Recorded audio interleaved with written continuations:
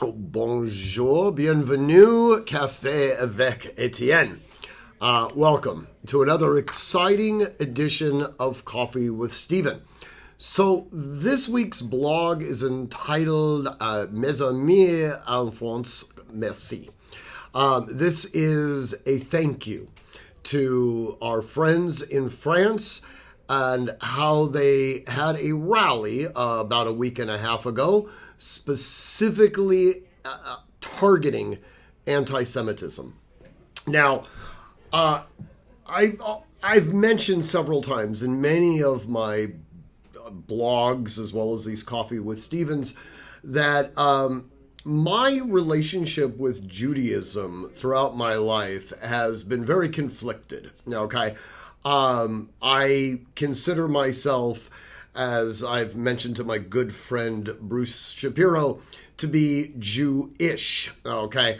I was raised essentially in a secular household, and I never really thought about myself as a Jew. Now, I mean, I guess I would identify it as a Jew, and I certainly was never ashamed of saying that I was Jewish, but what actually defined Jewishness was always somewhat vague and ambiguous to me. I held my educational background. I went to a Jesuit university, for God's sakes.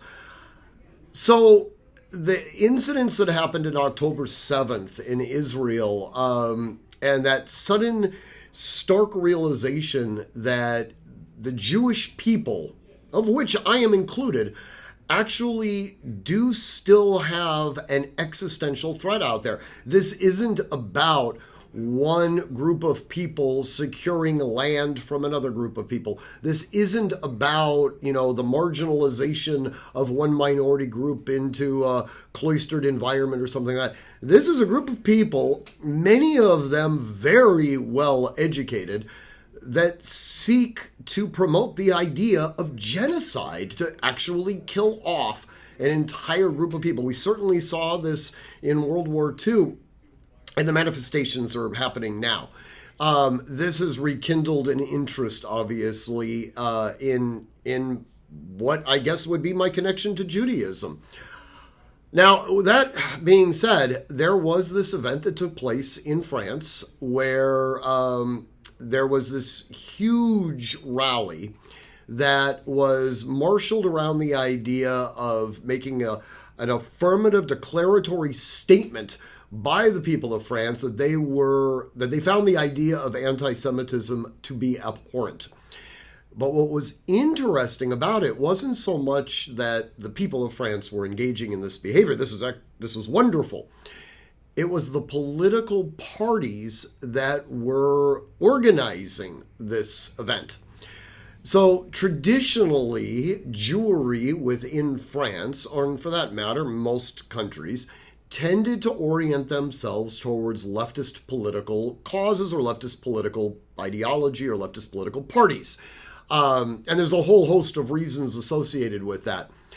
Right-leaning political parties had, to a large extent, been somewhat abandoned by the majority of Jewish people. Certainly, there have been very famous, and there currently are very famous, Jewish personalities that have wholly embraced conservative principles. In our own country, everybody from Dennis Prager to Ben Shapiro, right? But the majority of Judaism, or Jews rather, tend to focus more on these politically leftist organizations.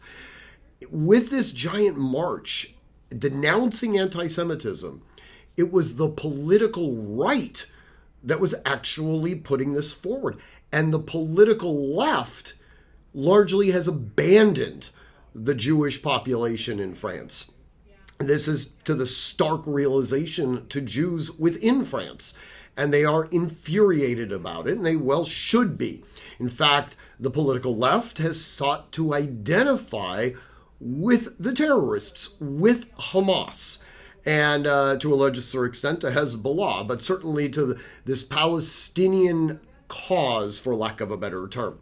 And this is causing a political migration now in France to the right. It's interesting, and one of the things that's so interesting about it is the potential global implications of this. So we saw something like this happen in England. It had nothing to do with Judaism. It had to do with the idea of Brexit, interestingly enough. But we've also started to see this movement away from traditional ideological camps manifesting everywhere. Most recently, just the other day, in Argentina, where we have our very first libertarian president. And it'll be fascinating to watch to see what ultimately happens there. In any event, I do encourage you to read the blog. My heart goes out to the people of France and their full renunciation of anti-Semitism.